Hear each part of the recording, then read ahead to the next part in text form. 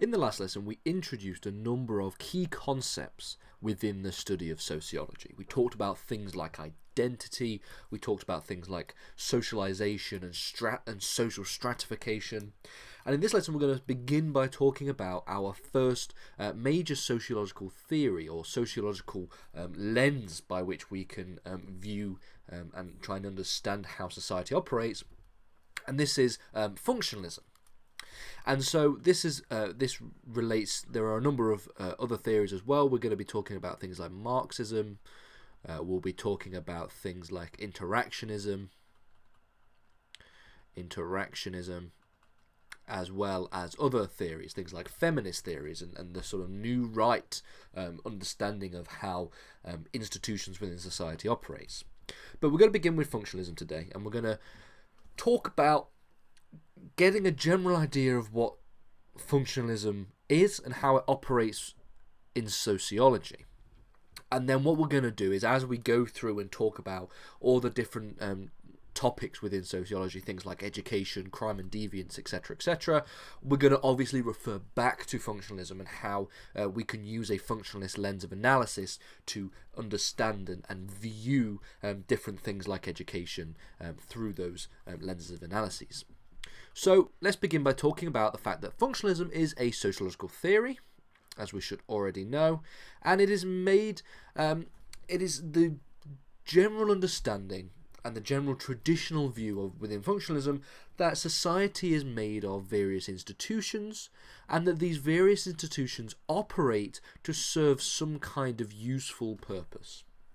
Okay, that is the one of the main attributes of functionalism, and it's partly where the name comes from. The concept that different various institutions within society all serve different functions, and that's how society is structured, and that's how functionalists like to operate. They like to understand how society is structured and the ways in which the institutions within society operate, the functions that the roles and functions that they play, and the different ways in which they interact with each other.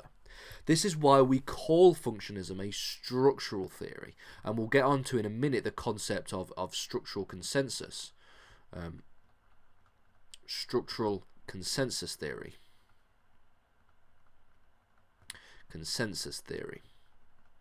And this is part of what really gives functionalism its unique qualities. It is a structural theory. It talks about how society is structured and how we can understand society by looking at the ways in which it is structured. This brings us on to the concept of structural consensus theory. Now, it is argued that functionalism is a structural consensus theory. It's a variation on structural consensus.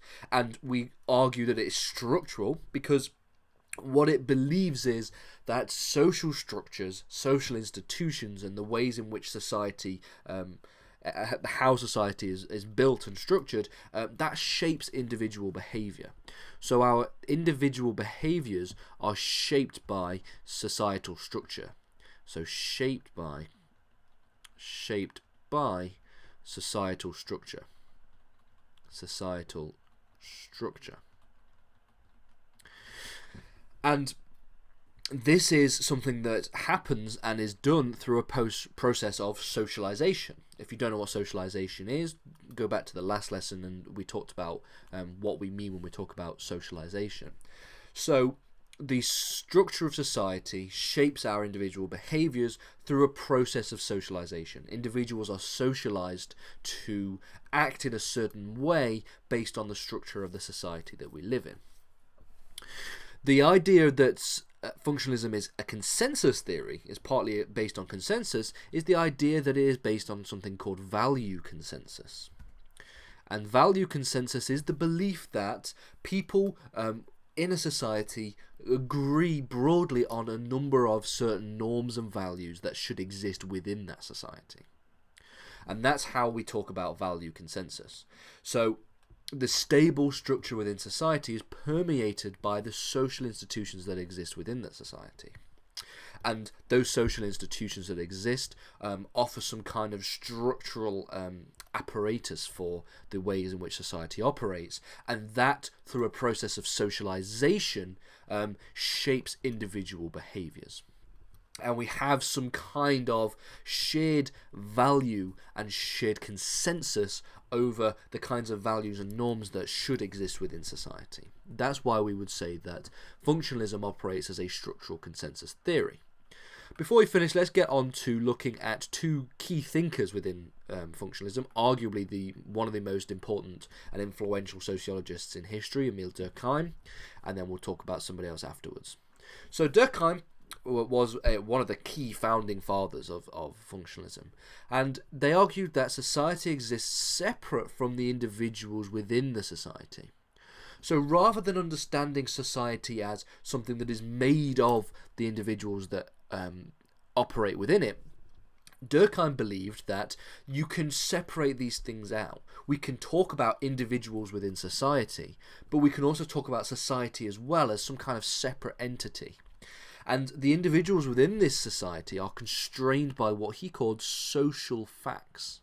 And these include things like beliefs, moral codes, and also basic values. This, obviously, taking an emphasis on the view of value consensus. So, value consensus, which is something we've already talked about, the concept of consensus theory. Now, Durkheim also believed that an emphasis on individual freedom within society isn't necessarily a good thing for society. Now, they didn't argue specifically that there should be no freedom whatsoever. They argued that putting too much of an emphasis on the concept of individual freedom can actually be detrimental to the individuals within society, and then also broadly for society itself, because without any clear guidance on what we would construe as being right and wrong, Durkheim believed that individuals lose some kind of sense of place within the world and within society as well, and this can only be a negative for society. This can only be negative for society. Moving on to another sociologist who operated within a functionalist framework, we have Parson. Now, Parson views society in a similar way to the ways in which the human body operates. So this is analogous to the human body. So society is analogous to the human body.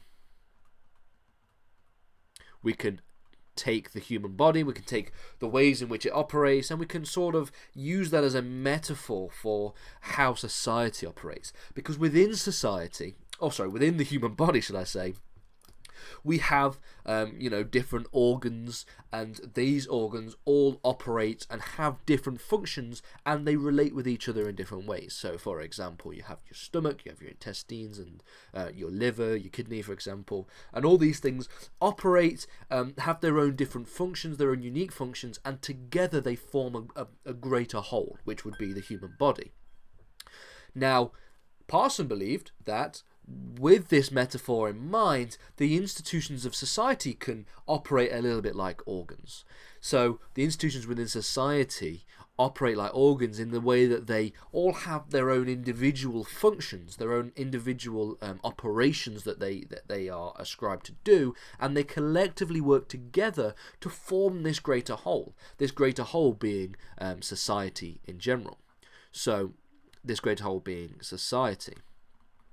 So in this analogy, the organs of the human body are analogous to the different various institutions within society, and the human body as a whole is analogous to society as a whole. This is what is known as the organic analogy. So we can sort of understand it as a kind of organic structure in the same way the human body is. In the next lesson, what we're going to do is move on to a second sociological theory, specifically looking at Marxism and how Marxism has influenced society and sociology more broadly.